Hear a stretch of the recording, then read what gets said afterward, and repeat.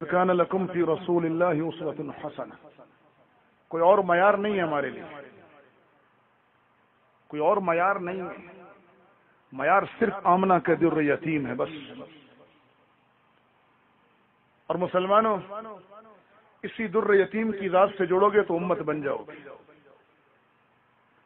اور اگر امت نہیں بنو گے تو یاد رکھنا بہت برا حال ہونے والا ہے۔ رسول اللہ تمہیں امت چھوڑ کر گئے تھے، تم نے رسول اللہ صلی اللہ علیہ وسلم کی امت کو غائب کر دیا۔ رسول اللہ نے سلمان کے فارس کے سلمان کو، روم کے صہیب کو، حبشہ کے بلال کو، اور قریش کے سرداروں کو، اور مدینے کے غرباء کو، انصار و مہاجرین کو ملا کر امت بنائی تھی، اور تم نے اس امت کو تقسیم کر دیا۔ کسی نے لسانیت کے نام پر، کسی نے صوبائیت کے نام پر، کسی نے جغرافیہ کے نام پر، اور کسی نے فرقوں کے نام پر۔ اگر تم امت ہوتے تو اللہ کی قسم آج شام میں مسلمان بیٹیاں نہ کٹتی، عراق تاراج نہ ہوتا، فلسطین کے چھوٹے چھوٹے بچوں کو اپنی جان و مال و عزت کی حفاظت کے لیے غلیلے لے کر نہ نکلنا پڑتا، برما کے مسلمان یوں آگ میں نہ بھونے جاتے، کشمیری 3 دہائیوں سے ظلم و ستم کی چکی میں نہ پستے۔ اگر تم امت ہوتے تو میری سرزمین پر نہ ڈراؤن بستے اور نہ کوئی خفیہ منافق حملے کرتا، نہ میری سرزمین کے ساتھ جڑی ہوئی سرزمین پر امارت اسلامیہ ختم ہوتی۔ اگر تم امت ہوتے، لیکن تم امت نہیں بنے۔ تمہیں تو فخر ہے، نحن السعودیین، ہم سعودی، تمہیں تمہارا یہ فخر بچا گیا؟ تمہیں تو فخر ہے، نحن القطریین، ہم تو قطری ہیں۔ تمہارا تو نعرہ ہے سب سے پہلے پاکستان، ہم پاکستانی ہیں۔ میں قوم پرست نہیں ہوں، میں فرقہ پرست ہوں، میں رسول اللہ کا امتی ہوں۔ میں آج سیرت کے جلسے میں آپ سے کہنا چاہتا ہوں، خدا را اپنے خولوں سے نکلو۔ اگر ان خولوں سے نہ نکلے، انہی خولوں میں مار دیے جاؤ گے، انہی خولوں میں بند مار دیے جاؤ گے۔ کیا ظلم ہے؟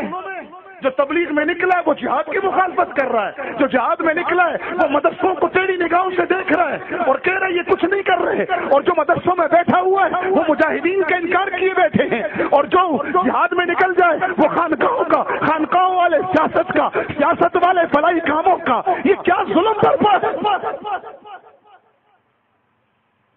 تم نبی کی امتی ہو یا کسی شعبے کے غلام ہو؟ تم نے رسول اللہ کی غلامی کا توق پہنا ہے یا کسی شعبے کی غلامی کا توق پہنا ہے؟ اگر یہ کام تم اپنے باپ کے گھر سے لائے تھے پھر لڑو، کیونکہ یہ تمہارے باپ کی جائیداد ہے۔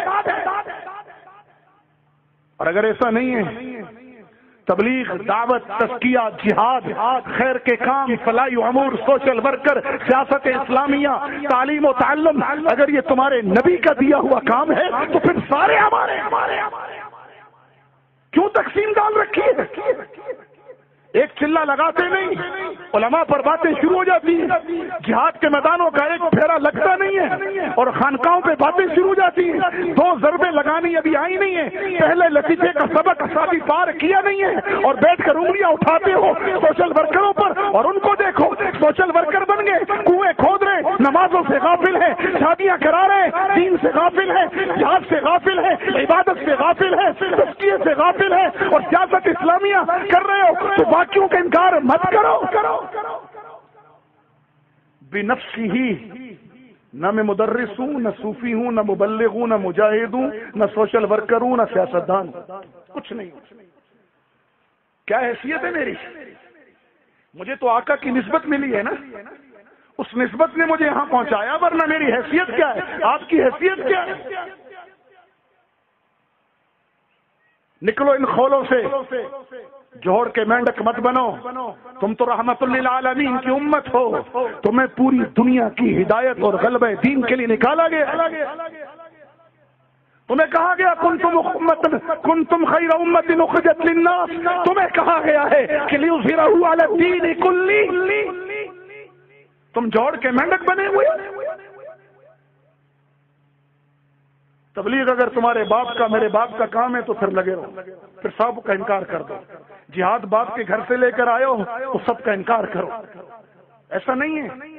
میں مجاہد اس لیے ہوں کہ میرا نبی مجاہد اعظم تھا، میں مبلغ اس لیے ہوں کہ بلغ ما انزل الیک من ربک، یہ آیتیں میرے نبی پہ نازل ہوئی ہیں، میرا نبی مبلغ اعظم تھا۔ میں تزکیہ اس لیے کر رہا ہوں اور کرا رہا ہوں کہ میرے نبی کی ذمہ داریوں میں تھا جی ہاں، میں خدمت خلق اس لیے کر رہا ہوں کہ میرے نبی نے فرمایا تھا خیر الناس من ينفع الناس۔ میں سیاست اسلامیہ میں اس لیے نوکر بن کے چلتا ہوں اپنے اکابر کا کہ میرے نبی نے تخت مدینہ پر بیٹھ کر سیاست اسلامیہ کی بنیاد ہی نہیں رکھی، کر کے دکھائی ہے۔ اور میں مدرسوں کا نوکر اس لیے ہوں، میں علماء کی جوتیاں اس لیے سیدھی کرتا ہوں، ان کو وارث انبیاء اس لیے سمجھتا ہوں کہ میرے نبی نے فرمایا انما بعثت معلما، اور میں تو آیا ہی معلم بن کر ہوں۔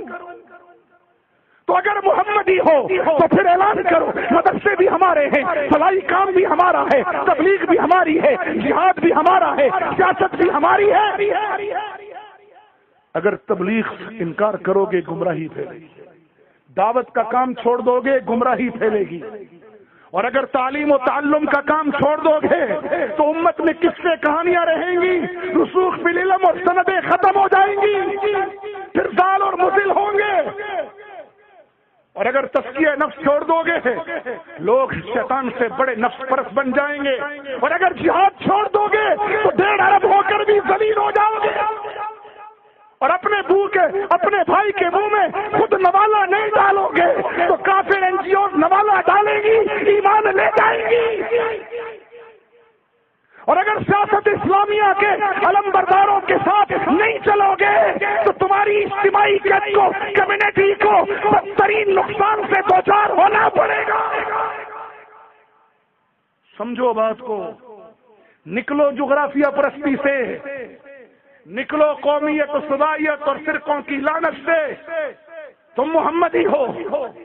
جنگ عظیم دوم میں 1 کروڑ کافر نے مارا، جرمن نے فرانس کو مارا، فرانس نے جرمن کو مارا، جی ہاں اسی برطانیہ نے جاپان کو مارا، اسی جاپان نے امریکی بیڑوں کے اندر اپنے جہاز ڈال کر بیڑے توڑے، اور اسی امریکہ نے پھر جاپان پر ایٹم بم مارا۔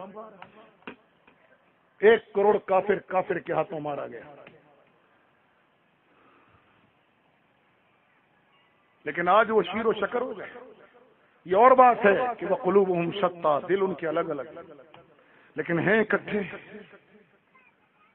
الکفر ملت واحدہ کے تحت ایک ہو چکے، کسی اور مسئلے پر ہو یا نہ ہو، امت کی بربادی پر ایک کھڑے، امت کو نوالا بنانے کے لیے ایک ہو چکے ہیں، امت کو مٹانے کے لیے ایک ہو چکے ہیں۔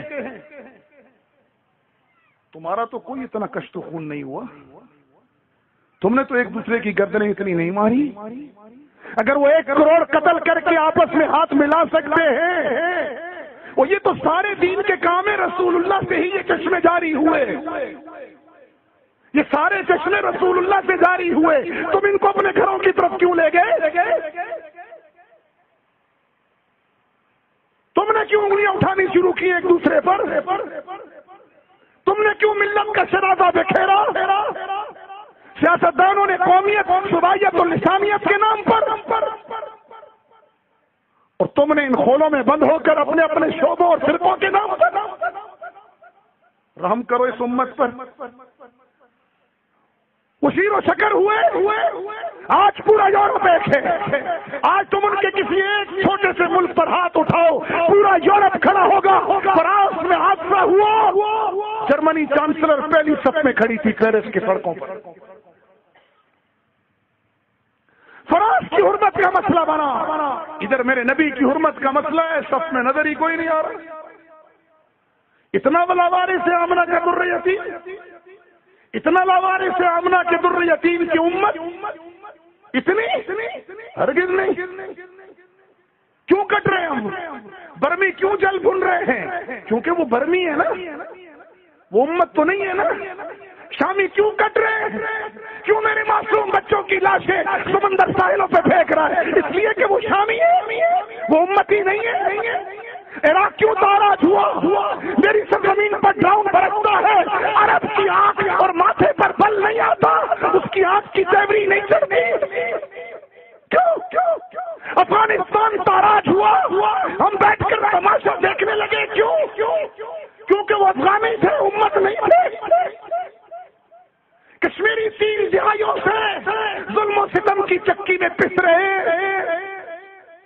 کہاں اپنی جنگ لڑ رہے ہیں؟ کیوں؟ کشمیری ہے نا، امت نہیں ہے۔ مسلمانوں امت بن جاؤ۔ تم پنڈ کے لوگ ہو، تلگنگ کے لوگ ہو، سنو، تمہارے پنڈ میں جس قوم کی اکثریت ہو اور وہ اس قوم میں ایکا ہو، پنڈ کی چھوٹی قومیں پنگا لیتی ہیں؟ اپنے ایمان سے بتا، ٹکر لیتی ہیں؟ کسی پنڈ میں مغل زیادہ ہوں تو کوئی آرائی پنگا لیتا ہے؟ کوئی مغل لیتا ہے؟ کسی پنڈ میں گجر زیادہ ہوں تو کوئی اور اس سے اور پنگا لے سکتا ہے؟ کسی پنڈ میں آرائی زیادہ ہوں تو کوئی اور آنکھ اٹھا سکتا ہے؟ میں تمہیں تمہاری زبان میں سمجھا رہا ہوں۔ وہ تم 1.5 ارب ہو، تم دنیا کی معیشت کا پنجہ، تم دنیا کی معیشت کا پنجہ توڑ سکتے ہو، تم دنیا کی اکانومی برباد کر سکتے ہو۔ تم بائیکاٹ پر آؤ، دنیا کی معیشت کا پٹھا بیٹھ جائے، تم غیرت میں آؤ تو دنیا تمہارے آگے دوڑتی نظر آئے۔ تم امت بنو تو صحیح، کیوں مر رہے ہیں؟ 1.5 ارب ہیں لیکن بکھرے ہوئے۔ اگر ہم امت بن جائیں تو اللہ کی قسم نہ برما والوں کو کوئی جلائے گا، نہ شام والوں کو کوئی کاٹے گا، نہ کشمیری تنہائی محسوس کریں گے، نہ افغانیوں کی حکومت ختم ہوتی، نہ عراق برباد ہوتا، نہ فلسطین کے معصوم بچوں کی سسکیاں امت کے کانوں تک پہنچتی۔ اگر تم امت بن جاؤ، آج کے بعد کہہ دو لا شرقیہ ولا غربیہ، اسلامیہ اسلامیہ، نحن الامہ، ہم امت ہیں رسول اللہ کی، یہی ہمارے لیے کافی ہے۔ اس سے بڑا کوئی اعزاز نہ ہو سکتا، نہ ہے، نہ ہوگا۔ تمہیں یا عبادی کا شرف حاصل ہے، تمہیں محمد الرسول اللہ کی غلامی کا شرف حاصل ہے۔ یہ وہ نسبت ہے جس نسبت کو لے کے حبشہ کا بلال وہ عمر کا آقا بن گیا، اس نسبت کو لے کر فارس کا سلمان مسلمانوں کا سالار تھا۔ رسول اللہ اس سے مشورے کر رہے ہیں۔ اسی نسبت کی وجہ سے فارس کے سلمان کو رسول اللہ نے فرمایا سلمان منا اہل البیت۔ اسی نسبت کو لے کر روم کے صہیب کو رسول اللہ نے گلے لگایا۔ یہ چھوٹی نسبت، تمہیں کیا فخر ہے؟ پاکستانی ہونے کا فخر؟ او میرے عربوں کو دیکھو، آج امریکہ کو گالیاں نکالتے ہیں، امریکہ مرد آباد کہتے ہیں۔ میں اس لیے کہتا ہوں کہ مجھے کم از کم کوئی یہ نہیں کہہ سکتا کہ یہ امریکہ کے کہنے پر کہہ رہا ہے۔ ہم نے تو اس کو پیمپر پہنا ہے، ہم نے اس کا غرور خاک میں ملایا ہے۔ دنیا میں ہم نے کمانڈوز کی ایک نئی قسم متعارف کروائی ہے جن کا نام ہے پیمپر کمانڈوز۔ آنے والی تاریخ کا میں طالب علم پڑھیں گے کہ سن 2000 سے لے کر 2017 تک ایک کمانڈوز کی قسم تھی جن کا نام تھا پیمپر کمانڈوز، جو جنگ میں آتے تھے تو پیمپر باندھ کے آتے تھے۔ میں ایک حکمت کے تحت کہہ رہا ہوں کہ بات کو سمجھو، خدا را اپنے اپنے جوڑوں سے نکلو، اپنے اپنے خولوں سے نکلو۔ امریکہ کو گالیاں دیتے ہو، وہ 400 سال جاگتا رہا، تم 400 سال سوتے رہے ہو۔ امت وہ 52 ریاستوں کو ایک جھنڈے کے نیچے لے آیا اور عربوں نے چھوٹی چھوٹی ٹکڑیاں بانٹی، پھر کہتے ہیں امریکہ مرد آباد۔ امریکہ کو گالی دینے سے پہلے اپنے گریبان میں جھانکو، تمہاری دولت کان لکم فی رسول اللہ اسوۃ حسنہ، کوئی اور معیار نہیں ہے ہمارے لیے، کوئی اور